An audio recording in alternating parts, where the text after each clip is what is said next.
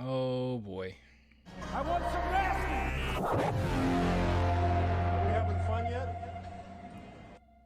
Oh God. Oh boy. Oh boy. All right, so we're gonna talk about this. I actually saw this on Twitter. This is a TikTok post from Broadcast Boys.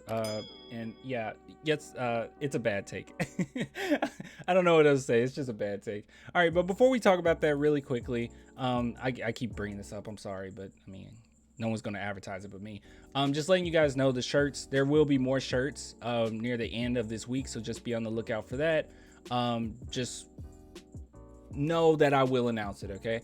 And everyone that has already ordered, I really do appreciate it. We're gonna have way more in stock. This is more so like a test run just with the whites, but I am gonna have like black shirts out as well, so just be on the lookout for it. I'm gonna let you guys know. I got like way more designs too, by the way, coming. I have like literally, okay, I'm not lying to you guys, I have like nine, and I have like 14 total, but I have 9 ready and about 14 total that I've been working on. So, but yeah, just know that it's going to be there pretty soon. All right, but anyways, let's go ahead and talk about this. So like I said, I saw this on Twitter and I thought it was a really bad take. So he plays some background music. So let me turn off my music and let's go ahead and listen to this Spurs take. Fall of the Spurs dynasty.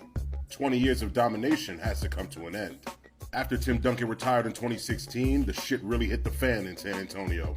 Zaza took Kawhi's ankles and love for the Spurs organization, and the fun guy was out the door and north of the border, on his way to a championship.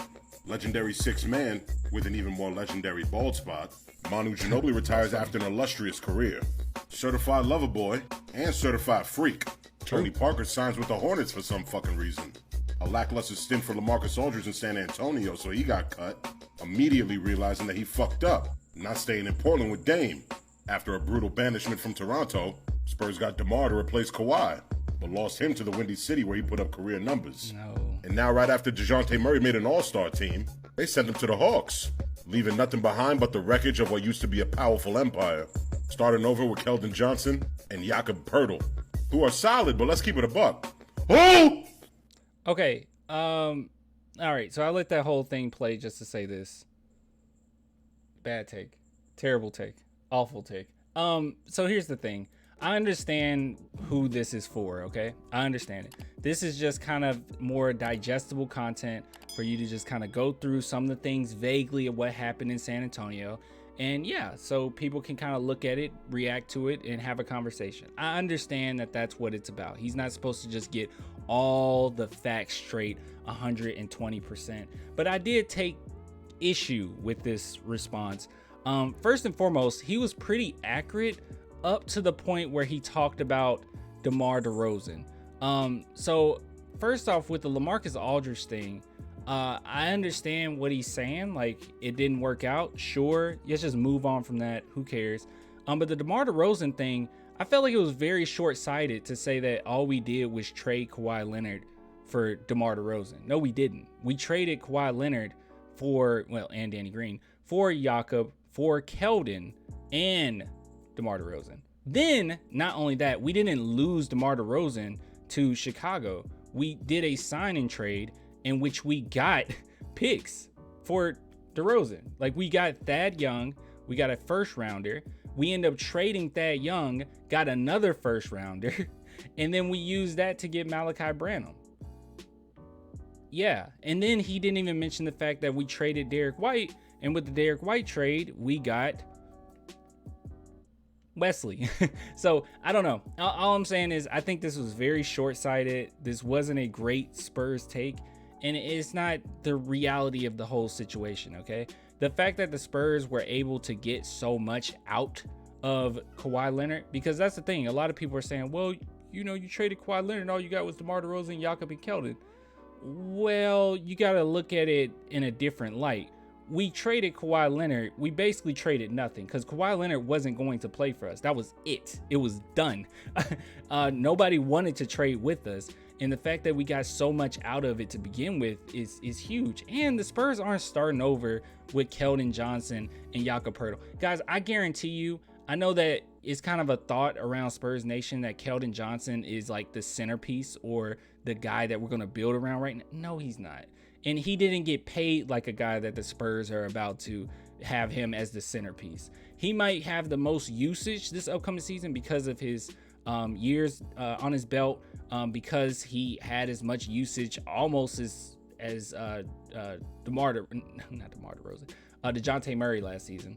But with that being said, that doesn't necessarily mean that the Spurs are ready to build around Keldon Johnson. I don't think that they view him that way. They view him as a player that is important to what they might want to do in the future, but not a player that you're going to just necessarily build around. So I just felt, I don't know, I just took some contention with some of the things he said. It was very short-sighted. And then just to kind of end it off on, well, the only thing that's left now is just what used to be. And it's like, no, the Spurs got a lot of picks coming up. They have a really bright future. And I understand, I'm not expecting like casual fans to know of some of the players on our team right now, but I'm telling you right now, I guess it's just going to be one of those things that later on we're going to know it now, but later on people are going to see it. Josh Primo is a big deal to me, in my opinion. I think he's a big deal for San Antonio, and he definitely has more upside than Keldon Johnson and even Devin Vassell. But yeah, I don't know. We'll just wait and see.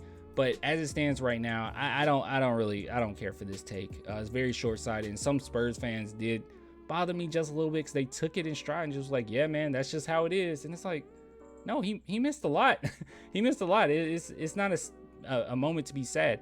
And also, a lot of the things that he mentioned just happens to every team, like players retiring, like Duncan retired, Manu retired, Tony Parker retired.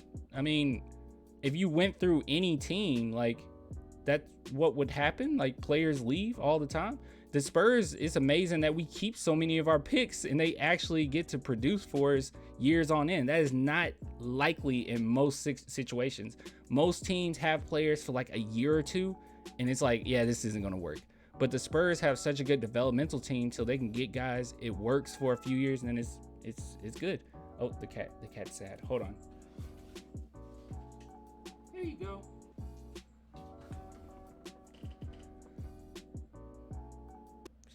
She's sweet. But anyways, I get with you guys later, man.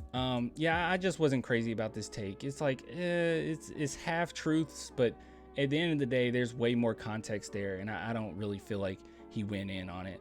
And I ended up responding to it. Like I was like, I just didn't like this take.